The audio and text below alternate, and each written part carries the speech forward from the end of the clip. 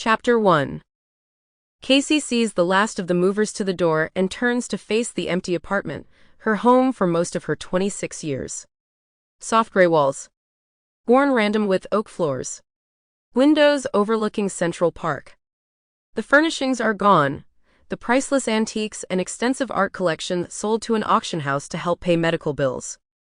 And her mother's wardrobe and personal effects all donated to charity. While Casey hated to give her mother's belongings away, she has no place to keep them and no money to splurge on a storage unit.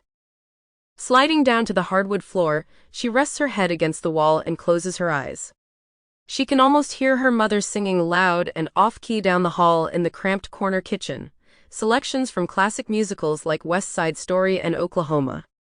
Her mother couldn't hold a tune, but she sure could cook. Several times a month, Beverly invited her famous friends over for dinner.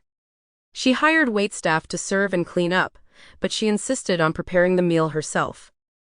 Tears streamed down Casey's cheek. She'll never again hear her mother sing, never taste her gourmet cooking.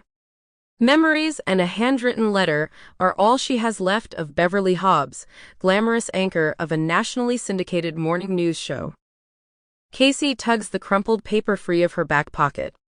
Her mother had left instructions for her attorney to give the letter to Casey upon her death. For as long as she can remember, Casey had hounded her mother for information about her father. Where does he live? How does he earn his living? Do I look like him? Her mother's answers were vague. They'd met when Beverly was in California on a business trip. They had a drunken one-night stand, and Beverly remembered little about him, including his name. But her mother's letter tells a different tale, the story of the summer she spent with Daniel Love in Napa. Beverly was taking a much-needed break from her demanding job at the network, and Daniel, a vintner from Virginia, was conducting research on the winemaking process. At the end of the summer, their affair ended, and Daniel returned to his wife and family.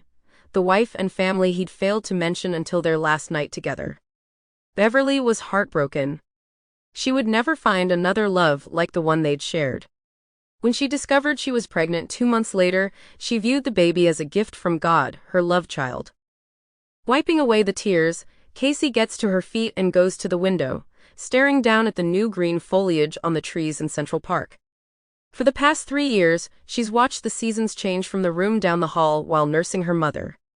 Casey had been making a name for herself as a graphic designer when she quit her job to take care of Beverly.